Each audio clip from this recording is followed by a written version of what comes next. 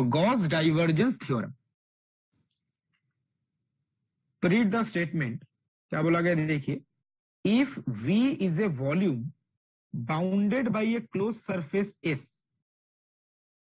तो एक close surface है जो एक वॉल्यूम को बाउंड कर रहा है। तो this is the close surface S, और ये क्लोज सरफेस, ये जो V वॉल्यूम है इसको बाउंड कर रहा है। ये क्लोज सरफेस है, ये V वॉल्यूम को बाउंड कर रहा है, ठीक है। And vector A is a vector function of position with continuous derivatives। तो वेक्टर A जो है वो किसका फंक्शन है? Vector function of position. Vector function of position का मतलब ये एक्स वाई जेड का फंक्शन है। तो A vector is a function of X Y Z. इसी को हमने क्या पढ़ा था, याद है? इसका एक नाम दिया था हमने, vector A X Y Z का फंक्शन है। एक्स वाई जेड चेंज करेंगे तो वेक्टर क्वांटिटी भी चेंज करेगा। ग्रेडियंट।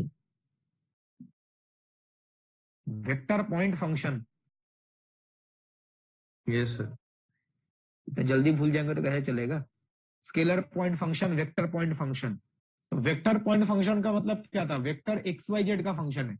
तो vector is a function of position X Y Z with continuous derivatives. Continuous derivative का मतलब इस वेक्टर के जो कंपोनेंट्स हैं उनका जो डेरिवेटिव है, जैसे 3 कंपोनेंट्स है A1 A2 A3, उसका जब आप डेरिवेटिव कैलकुलेट करोगे एक्स के रेस्पेक्ट में, वाई के रेस्पेक्ट में, ये जो डेरिवेटिव्स हैं, जितने भी ऐसे डेरिवेटिव्स होंगे ये सारे कॉन्टिन्यूअस फंक्शंस होंगे। तो वेक्टर का डेरिवेटिव कॉन्टिन्यूअस होने का मतलब है वेक्टर के जो कंपोनेंट्स हैं उनका डेरिवेटिव कॉन्टिन्यूअस फंक्शन होगा।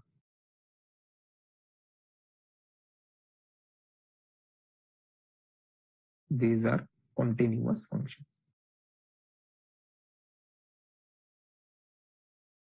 ठीक है, तो कॉन्टिन्यूअस डेरिवेटिव का मतलब क्लियर है? Yes sir. Yes, sir. Now the mathematical statement of divergence theorem. Look at the pointer. Left hand side, surface integral of vector A over the surface S is equal to volume integral of divergence of A within the volume V। तो left hand side में क्या है?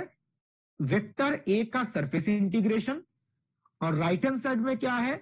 Divergence of A का volume integration. तो vector A का surface integration कीजिए या divergence of A का वॉल्यूम इंटीग्रल कैलकुलेट कीजिए, दोनों इक्वल आएंगे, and this is nothing but divergence theorem. इसी को बोलते हैं गॉस डाइवर्जेंस थ्योरम। ये दोनों क्वांटिटीज इक्वल हैं।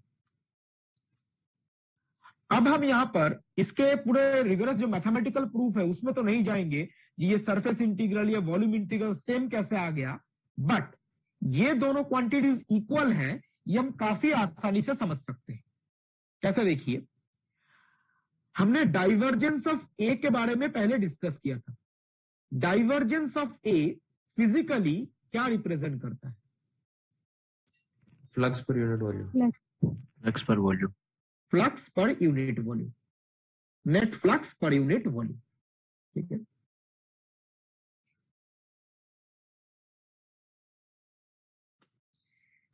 तो डाइवर्जेंस ऑफ ए रिप्रेजेंट करता है flux coming out of unit volume. Unit volume से कितना फ्लक्स बाहर आ रहा है। तो डीवी से मल्टीप्लाई करने का क्या मतलब होगा? डीवी वॉल्यूम से कितना फ्लक्स बाहर आ रहा है।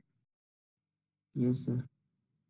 तो डाइवर्जेंस ऑफ ए का मतलब है यूनिट वॉल्यूम से कितना फ्लक्स बाहर आ रहा है। इसको आपने डीवी से मल्टीप्लाई किया, इसका मतलब होगा flux coming out of the volume out of dv।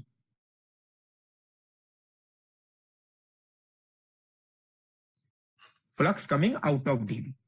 तो बताइए इसका जब आप वॉल्यूम इंटीग्रेशन करेंगे तो इसका मतलब क्या होगा? इस पूरे वॉल्यूम के ऊपर आप अंदर इंटीग्रेशन कर रहे हो तो इसका मतलब क्या होगा? इस पूरे वॉल्यूम से कितना फ्लक्स आ रहा है? बिल्कुल सही, इस पूरे वॉल्यूम से कितना फ्लक्स बाहर आ रहा है। तो राइट हैंड साइड में जो ये क्वांटिटी है इसको हम बोल सकते हैं net flux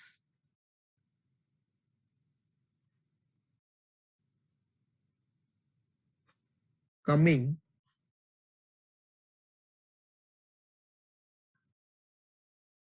out of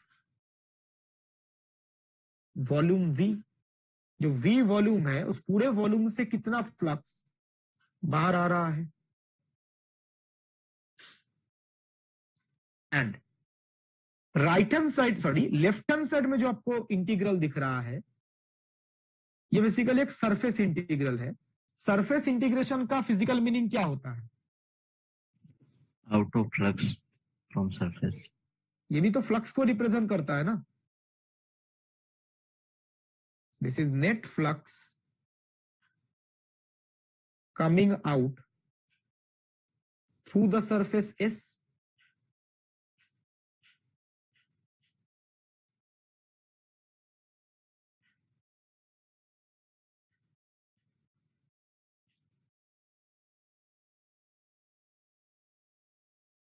now दोनों को कंपेयर कीजिए, दोनों क्वांटिटीज को।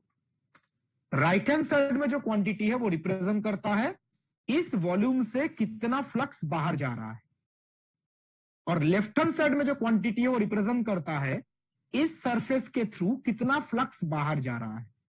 अब मुझे बताइए जो फ्लक्स इस वॉल्यूम से बाहर जाएगा वो तो सरफेस के थ्रू ही तो जाएगा ना।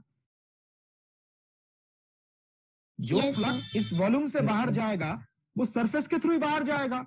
मतलब वॉल्यूम से जो फ्लक्स बाहर जा रहा है और सरफेस के थ्रू जो फ्लक्स बाहर जा रहा है वो दोनों इक्वल है।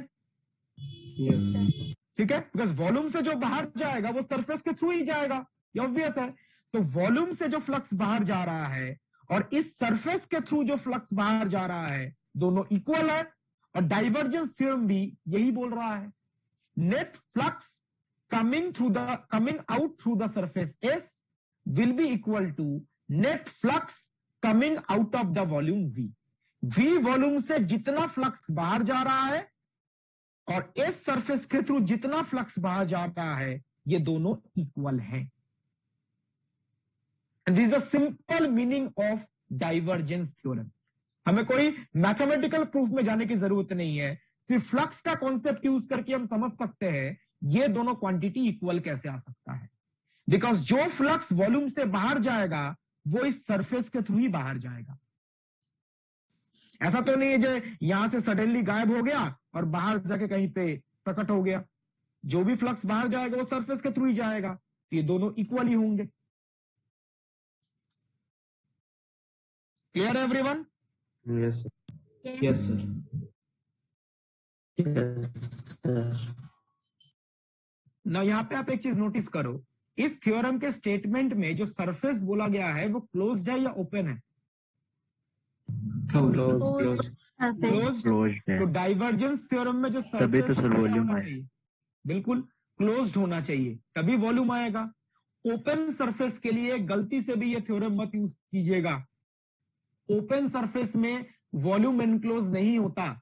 यहां पे क्लोज सरफेस होना चाहिए और वो सरफेस वॉल्यूम को एनक्लोज करेगा। अगर ओपन सरफेस होता है तो वॉल्यूम एनक्लोज करने का कोई मतलब नहीं बनता। तो ओपन सरफेस के लिए ये थ्योरम यूज मत कीजिएगा, गलत आंसर होगा, एप्लीकेबल ही नहीं है। ये सिर्फ क्लोज सरफेस के लिए एप्लीकेबल है। नोट डाउन कर लिया है? Yes, sir. Yes, sir. Okay.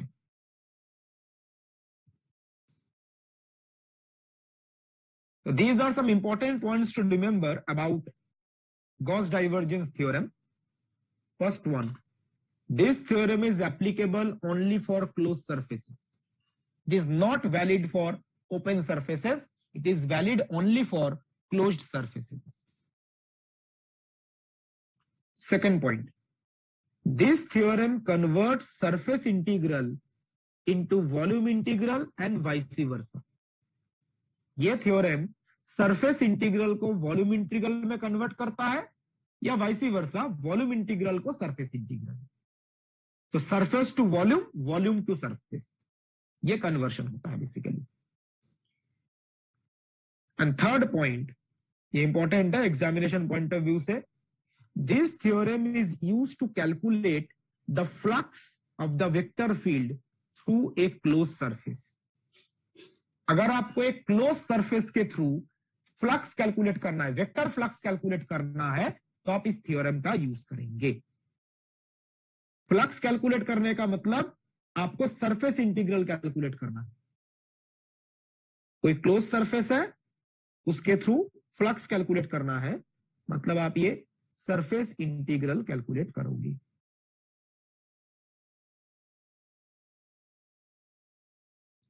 According to divergence theorem इसको आप वॉल्यूम इंटीग्रल में कन्वर्ट कर सकते हैं,